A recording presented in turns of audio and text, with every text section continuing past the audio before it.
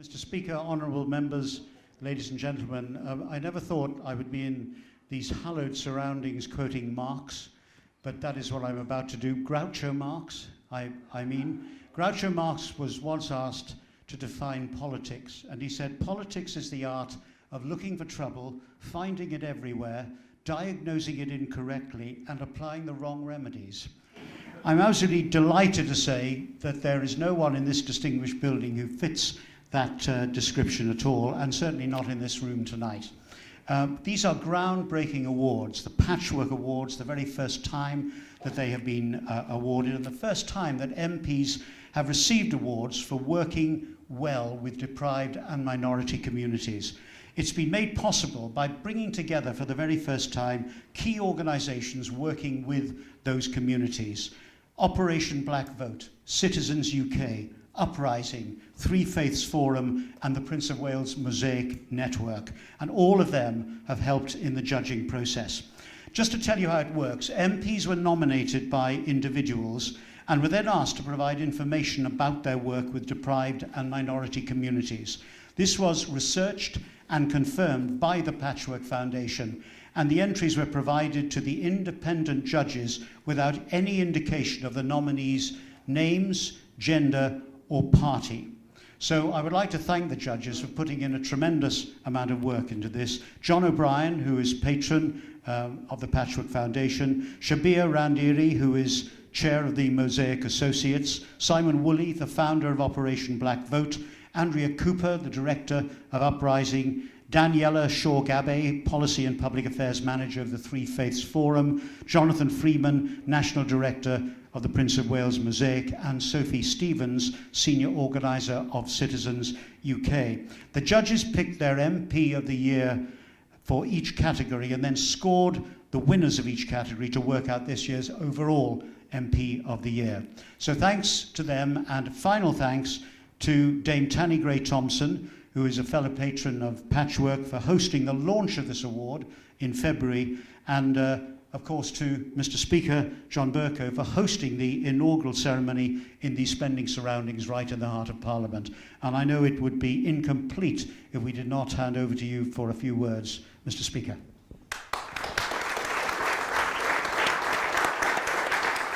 Martin, thank you very much indeed. Colleagues, thank you for assembling in Speaker's House. I refer, of course, to parliamentary colleagues, but critically importantly to all those from civil society, from communities in London and across the country who have come here for awards that are prestigious, but also for an awards competition and ceremony which can both boast of being unique. And that, I think, Martin, is the particular salience and significance of this great occasion. You will be aware, and my parliamentary colleagues from across the spectrum can testify, that there are now several awards competitions to recognise the work of parliamentarians, and I don't sniff at that. That seems to me to be a very good thing.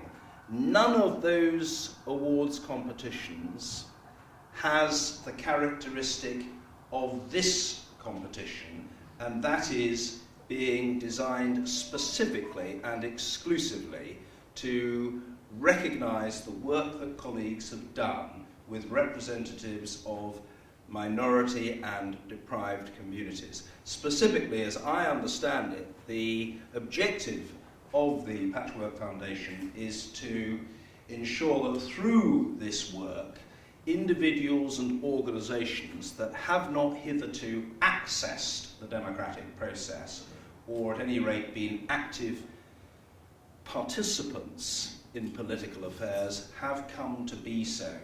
And I think, looking around the room, I recognise colleagues from across the spectrum for whom this is a principal part of their work. And in my own non-partisan capacity, I do feel very strongly that although the Speaker has to be impartial between the parties, the Speaker certainly shouldn't be impartial about the merits of politics, which, as Bernard Crick taught us a long time ago, is an activity and a discipline greatly to be preferred to the alternative to politics. Politics is about the arbitration and resolution and balancing of conflicts conflicting interests and the means by which in a civilized society one reaches decisions in a broadly consensual and certainly a peaceful way. The alternative scarcely bears contemplation. So I think it's a wonderful thing. And listening, as I did a moment ago, Martin, to the list of organisations that you read out, I thought to myself, what magnificent work they're doing. To two of them, I can myself personally testify, because I know some of the individuals involved in them, and can vouch from my own personal experience just what huge contributions they've made. Those are Operation Black Vote and the three Faiths Forum, but it isn't in any way a slight on the rest, which clearly are equally contributing on a huge scale and making a big difference. Martin, you will understand from the world of broadcasting, though you come, that my colleagues are, though they often don't even recognise it to themselves, a sensitive bunch who are not inconsiderably disappointed to the point almost of being discombobulated if they are not recognised. Now, this is a hazardous enterprise, I must tell you, because invariably you fail to notice someone who is then duly irked and will bear that feeling against you for some time. But I do want to note that Dominic Grieve has been in the lead in promoting integration within communities and the active participation of minority communities. Behind him, from the other side of the fence, is Keith Vaz, whose reputation in this field speaks for itself. John Leach from the Liberal Democrats, Steve Reid, a new Labour Member of Parliament in Croydon, Fiona McTaggart, who has experience as a Home Office Minister, but now as a very active constituency MP, is preoccupied with these matters. Angie Bray, a newly elected Conservative member, Lillian Greenwood from the Labour benches representing a Nottingham constituency, Simon Hughes, who this year celebrated 30 years of hugely active work as the representative of Old Southwark and Bermondsey. Jonathan Reynolds, Sadiq Khan is here with us. If there is a distinguished colleague who is here present, whom I have failed to notice, none other than the Secretary of State for Justice and Lord Chancellor, Mr. Christopher Grayling, behind him Alok Sharma and John Hemming, and in front of Chris Grayling, someone who first entered the House in 1983, namely Richard Ottaway, not to mention Dr. Caroline Lucas and John Ashworth from Leicester as well, not to mention also Sir Tony Baldry at the back, the second Church Estates Commissioner, whose One Nation record on these matters also speaks for itself. And if I have still failed to... I mentioned Sadiq. I'm happy to mention Sadiq Khan. Again, I haven't mentioned Sarah Tether, but I now do so duly prompted. Sarah's work in and on behalf of the people of Brent is well respected and understood. And I haven't mentioned Anas, but I have now done so. You can see what a hazardous business it is trying to note one's colleagues. And some people will say, well, why bother? And the reason why I bother is that I do feel...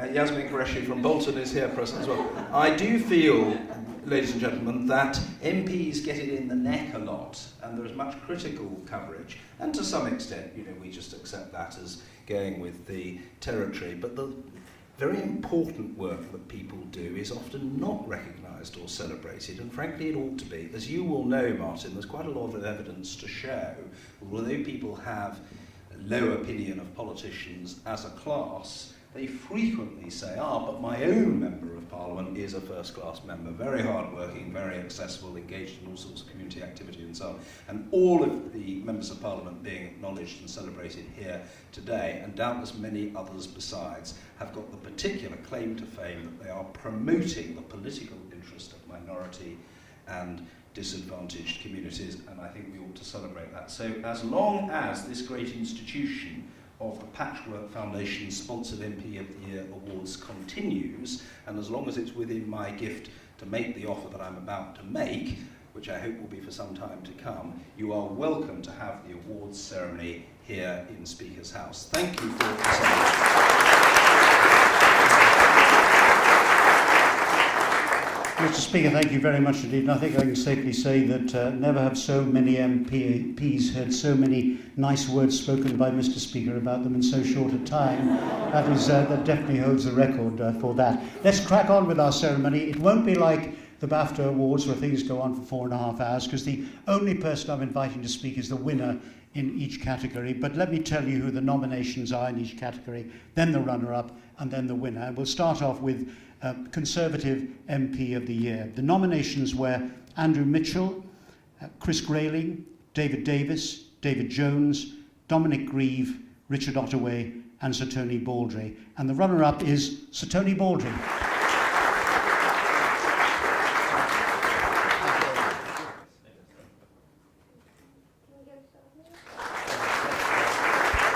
And the winner, Conservative MP of the Year for the Patchwork Awards, is Chris Grayling.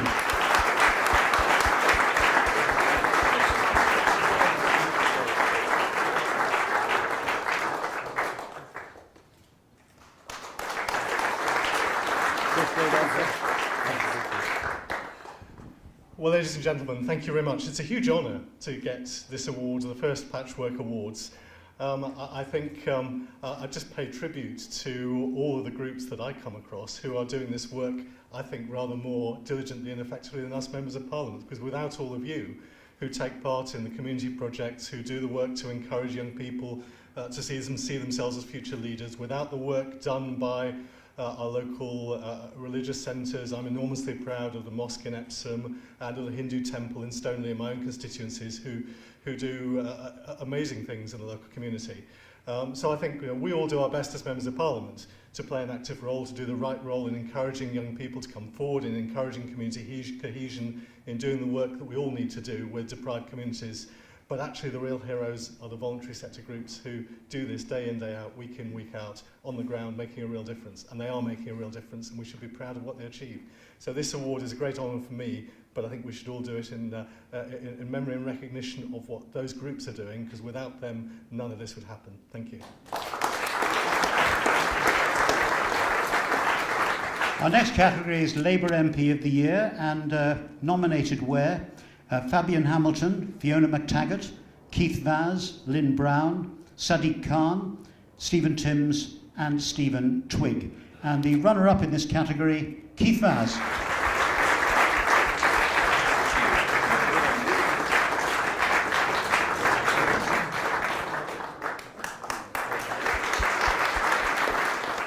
Patchwork's Labour MP of the Year, the winner, Sadiq Khan.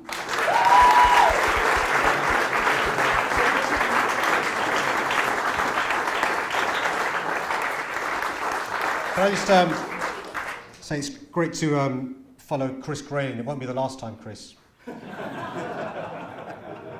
Can I just say what a pleasure it is? I thought of that just now, Chris, but it's anyway.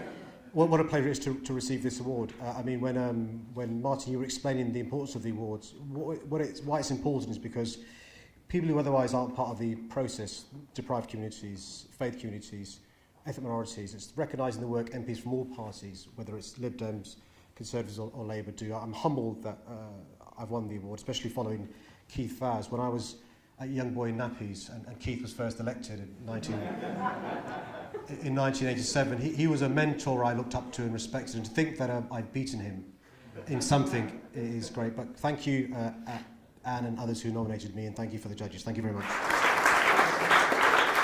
Next category was Liberal Democrat MP of the Year, and nominated were Alistair Carmichael, Don Foster, Ed Davey, Greg Mulholland, Jenny Wilcott, Joe Swinson, John Hemming, John Leach, Norman Lamb, Sarah Tether, Simon Hughes, and Tim Farron. And the runner-up, actually rather a lot there, weren't there, compared to the other parties? Everyone noticed that, yes. The runner-up in this category, the runner-up in this category, Tim Farron.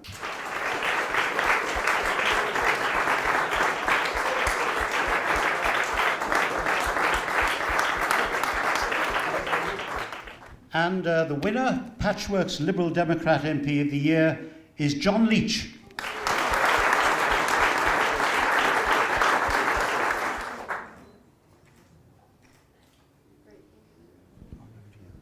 Thank you, Martin. Actually, the work that I do with minority communities within my constituency is just part of the day-to-day role of being an MP. I'm very lucky in Manchester to represent a constituency that has people of lots of faiths and none, lots of different ethnic backgrounds, cultural backgrounds. It's a very diverse area, and I feel very proud that Manchester is a diverse area that welcomes everybody, regardless of colour, faith, sexuality, or anything else. And so doing the work with local minority communities is just part of the day-to-day job of being the MP for Manchester Withington. And I'm very proud to represent what might not necessarily always be liberal with a big L, but is certainly liberal with a small l, and welcomes everybody from every background. So it's a real honour to have won this award from the Patchwork Foundation. And I think it's testament to the fact that Mr. Speaker has allowed this event to take place in here. It shows how important these awards are and how important the work that we as MPs and the local community does to create community cohesion and to make sure that everyone is equal and everyone has the same fair chance in life. So thank you, Mr. Speaker, for showing how important this event is, and delighted to hear that it'll be going on for many years to come, and thank you very much for the award. It's very much appreciated.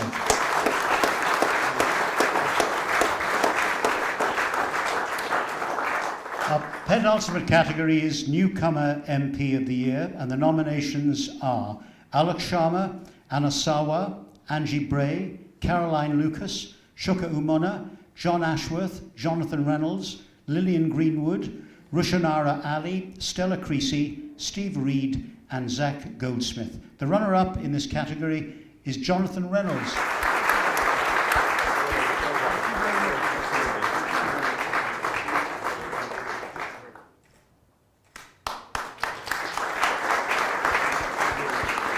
And the Newcomer MP of the Year, the Patchwork Award, goes to Caroline Lucas.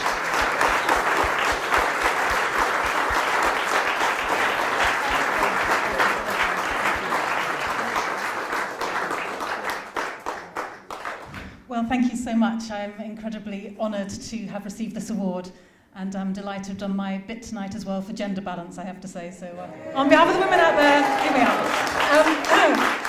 But being serious, I really would love to pay tribute to Patchwork and Mosaic and all of the other organisations for all of the work that they do, but also for setting up these awards. Because I think actually these awards are incredibly important, because they remind us how important it is to be working with everyone in our constituencies, everyone in our communities, and sometimes it's people who don't necessarily beat their way to our door, and that makes a particular responsibility on us, I think, to make sure that we beat our way to their door. When you look at the Hansard audit of political engagement, it's pretty sobering reading. It suggests that only around 18% of MPs are perceived to tell the truth most of the time, so this speech comes with a health warning. But being serious, you know, there is a real issue with people feeling disconnected from Parliament and from the processes that go on at Westminster, and that's why I think it is so important that we do everything that we can to reach out to those groups, to make sure that this place ends up looking more like people out there, and that means more women, more ethnic minorities, more people with disabilities, more LGBT people. You know, we need to make this place truly representative, and I know that just about everybody here is absolutely committed to doing that. So thank you again. I think that the Patchwork Award, this is its first year, but I'm sure it's going to go from strength to strength, and very soon it will be known as the Oscar of Parliament, and we'll all be falling over ourselves to win it. So thank you again. We have one more category, which is the winner of the overall MP of the Year award, and that goes to, wait for it, Sadiq Khan.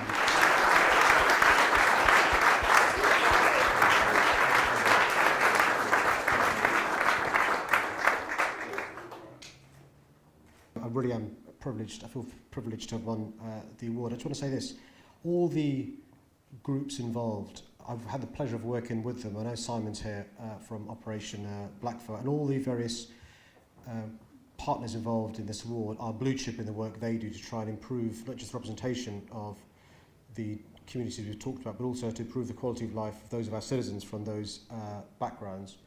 And I want to say this because I know I've got some constituents here tonight, but I wouldn't be here but for Tooting and be the man that I am.